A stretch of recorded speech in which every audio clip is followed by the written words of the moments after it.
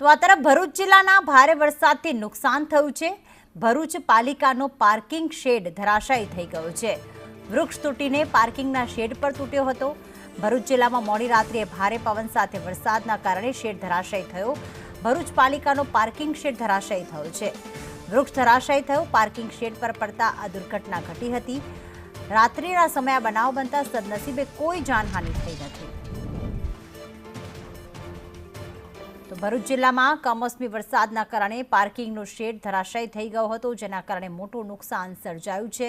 પાલિકાનું parking shade ધરાશાયી થતાં હાલમાં કોઈ જાનહાનિ થઈ નથી, પરંતુ મોટા પ્રમાણમાં નુકસાન થયું છે। ભારે વરસાદ અને ભારે પવન ફૂંકાયો, જેના કારણે આ પાર્કિંગનો શેડ નીચે ધરાશાયી થઈ ગયો હતો। સદનસીબે રાત્રિના સમયે આ ઘટના ઘટી હતી, જેના કારણે કોઈ જાનહાનિ થઈ નથી।